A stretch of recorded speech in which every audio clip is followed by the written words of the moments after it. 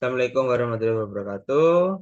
Saya Katwan Maulana Rizky Sasongko, selaku dari Ketua Kelompok 9, ingin mempresentasikan hasil wawancara kami kepada salon kecantikan Beauty and Lounge Salon.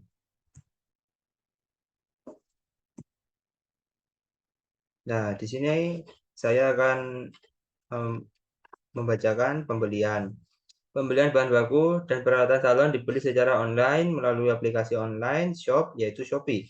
Pembelian barang dilakukan ketika bahan baku habis dan peralatan tidak layak dipakai untuk kepentingan salon dan bertujuan untuk menambah jumlah stok peralatan dan jumlah bahan baku untuk digunakan salon. Pembelian bahan baku ini dibeli oleh fungsi pembelian, yaitu owner dari Kaluna and Beauty Lounge Salon. Mekanisme pembayaran. Untuk mekanisme pembayaran salon Kaluna Beauty and Lounge menggunakan kartu debit. Selanjutnya, terdapat visi dan misi, yaitu yang dimana visi menjadi destinasi utama bagi pelanggan yang mencari pengalaman kecantikan yang unggul, inovasi terkini, dan peralatan pribadi yang berkualitas tinggi dengan harga yang terjangkau. Misi yang pertama, menyediakan layanan perawatan kecantikan yang profesional dan terkini untuk memastikan kepuasan pelanggan. Kedua, terus berinovasi dalam layanan dan produk yang ditawarkan dengan tetap mengikuti tren kecantikan terbaru. Memberikan pelatihan berkelanjutan kepada staf untuk menjaga keahlian dan pengetahuan mereka. Ketiga, menciptakan lingkungan yang ramah, bersahabat, dan santai untuk pelanggan. Memastikan pelanggan merasa dihargai dan diberikan perhatian penuh. Keempat, menggunakan produk berkualitas tinggi yang aman dan efektif dalam semua layanan kecantikan. Assalamualaikum warahmatullahi wabarakatuh. Saya Dani Ahmad Habibi, NIM 092, ingin menyampaikan struktur organisasi salon. Yang pertama yaitu ada owner bernama Candy Isma, yang kedua akuntan yang bernama Laura Basuci, yang ketiga pemasaran yang bernama Aulia Putri, dan kasir yang bernama Hilda, dan karyawan yaitu Ayu, Niki, dan Aulia.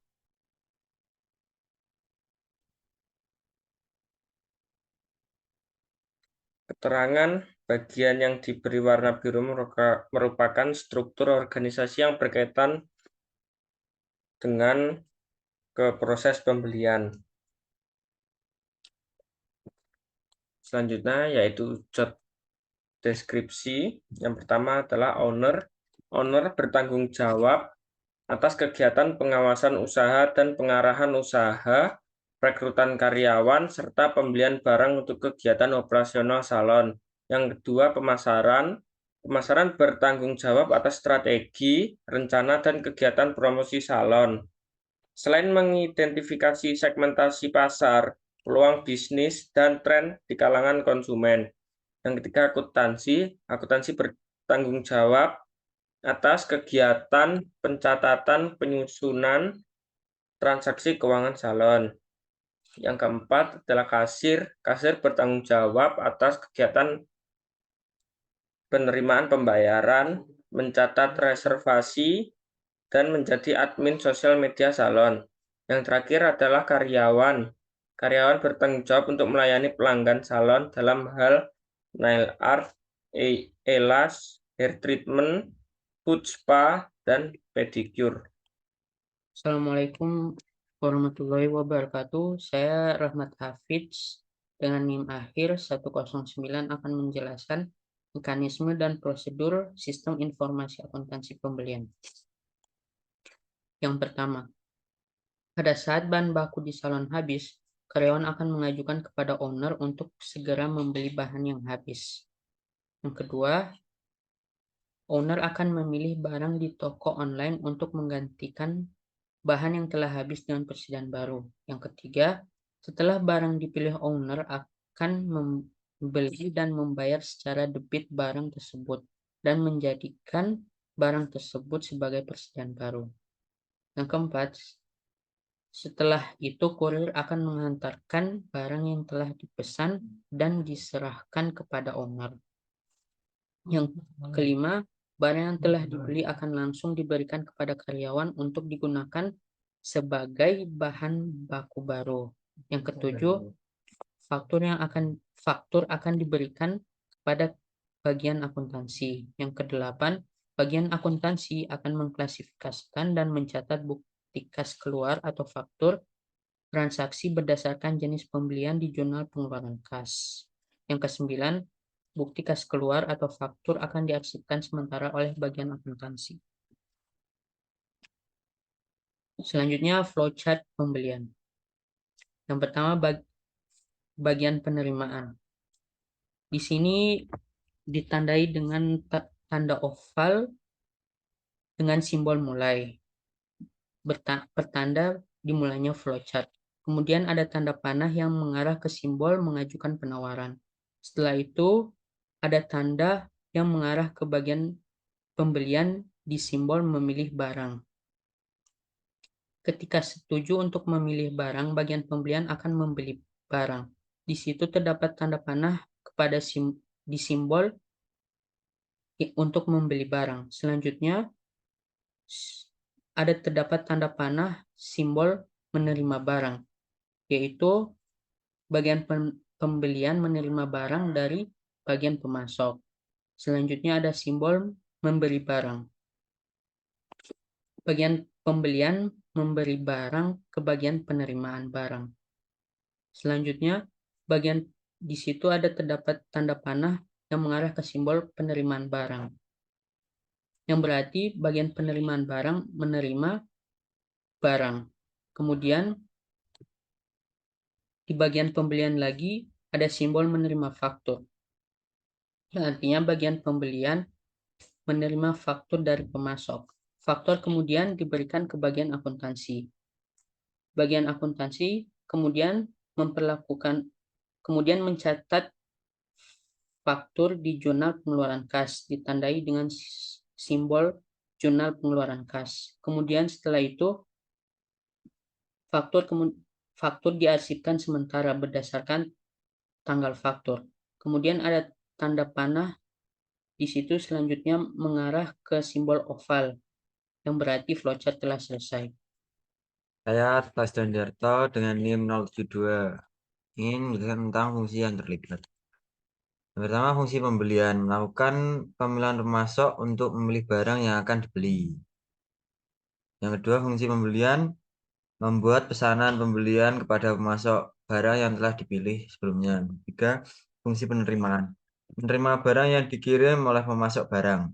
Yang empat, fungsi penerimaan, melaporkan penerimaan barang dan bukti kas keluar faktur yang diterima dari pemasok kepada fungsi akuntansi. Yang kelima, fungsi akuntansi, menerima bukti kas keluar atau faktur dari fungsi penerimaan serta mengklasifikasikan dan mencatat bukti kas keluar atau faktur yang diterima di jurnal pengeluaran kas. 6. Fungsi akuntansi, mengarsipkan sementara bukti kas keluar atau faktur pembelian. Bukti dan catatan akuntansi. Bukti kas keluar atau faktur merupakan dokumen yang diperuntukkan kepada pembeli yang berasal dari penjual yang memuat informasi seperti sejumlah barang, diskon, hingga catatan kecil tentang batas waktu antara pembayaran dan penyerahan barang. Jurnal pengeluaran kas. Jurnal pengeluaran kas adalah pencatatan transaksi yang berkaitan dengan pembayaran atau pengeluaran kas seperti pembelian. Berikut contoh pengeluaran di bulan Juni. Analisis data. Pertama, analisis input. Kelemahan dalam bukti kas keluar. Bukti kas keluar atau faktur tidak memanfaatkan file kopian. Yang kedua, analisa proses. Kelemahan dalam proses sistem informasi akuntansi pembelian. Terdapat ketidakselarasan antara job deskripsi owner dengan yang seharusnya owner lakukan, yaitu sebagai pengawas jalannya usaha dan bukan yang bertanggung jawab atas proses pembelian. Yang ketiga, analisa output. Kelemahan dalam proses output atau jurnal pengeluaran kas. Pencatatan jurnal pengeluaran kas tidak memanfaatkan file salinan. Pencatatan jurnal kas keluar masih dikerjakan manual dan belum menggunakan teknologi seperti Excel. Kemungkinan adanya duplikasi data dalam jurnal pengeluaran kas. Tidak terdapat nomor identifikasi akun dalam setiap akun yang berada dalam jurnal pengeluaran kas. Tidak mencantumkan nama perusahaan dalam jurnal pengeluaran kas. Pencatatan jurnal tidak menerapkan standar akuntansi yang sesuai dengan PSAK. Assalamualaikum warahmatullahi wabarakatuh. Saya Rifki Firza Pratama Putra dengan NIM 075. Sini saya akan melanjutkan presentasi dari teman saya, yaitu analisis data. Adalah analisis SPI. Sini ada beberapa indikator dan tabel. Indikator yang pertama adalah struktur organisasi atau job deskripsi. Di sini mampu menjaga kekayaan dan tidak mampu. Ini tidak lapoi ngapain anjing? Tidak apa-apa. Kenapa? Tak jelas bangsat. Itu loh di tabel itu kan.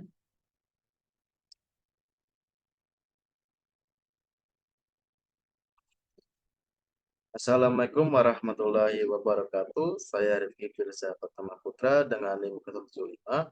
Di sini saya akan melanjutkan presentasi dari teman saya. Di sini adalah analisis data SPI. Di sini terdapat tabel indikator. Yang pertama adalah indikator struktur organisasi job atau deskripsi. Yang pertama, bisa menjaga kekayaan. Tidak bisa menjaga ketelitian dan keandalan data, efisiensi, lalu bisa menjaga kepatuhan. Yang kedua, ada fungsi-fungsi yang terlibat. Di sini bisa menjaga kekayaan, bisa menjaga ketelitian dan keandalan data, bisa menjaga efisiensi, lalu kepatuhan. Yang ketiga adalah dokumen yang digunakan. Bisa menjaga kekayaan dan tidak bisa menjaga ketelitian dan keandalan data, efisiensi, dan kepatuhan.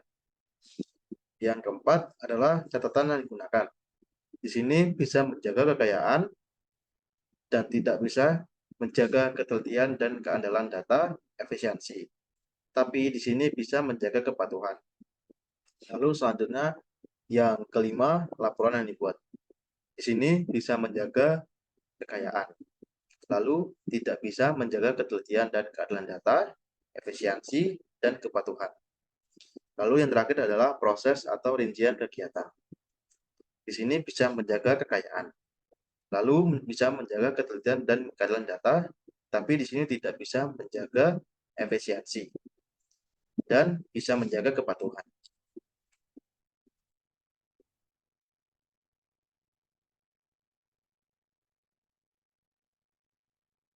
Sekian dari kelompok kita. Apabila ada kesalahan kata, mohon dimaafkan. Wassalamualaikum warahmatullahi wabarakatuh.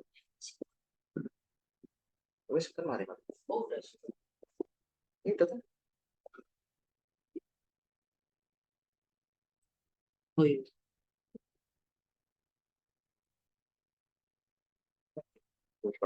Bajingan.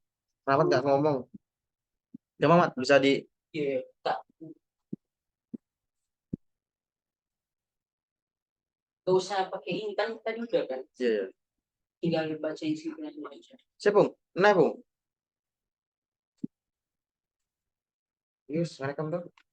Oh, iya.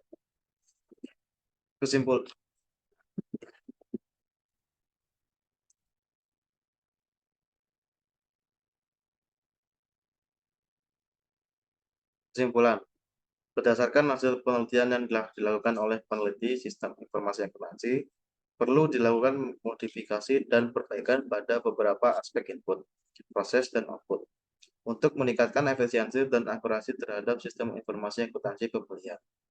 Struktur organisasi dan uraian tugas juga perlu diperbaiki dalam hal pembagian tugas, agar lebih mencerminkan tugas dan tanggung jawab masing-masing pihak, sehingga akan meningkatkan kinerja dan efektivitas sistem.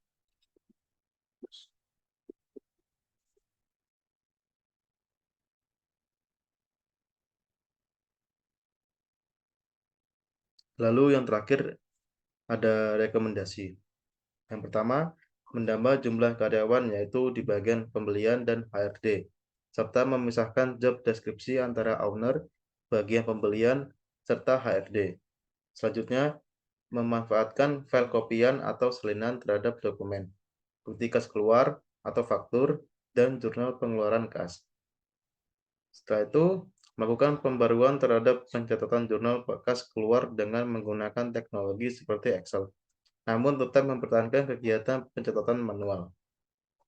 Selanjutnya, memperinci jurnal pengeluaran kas seperti menggunakan nomor identifikasi akun agar kemungkinan adanya duplikasi data dalam jurnal pengeluaran kas dapat dicegah.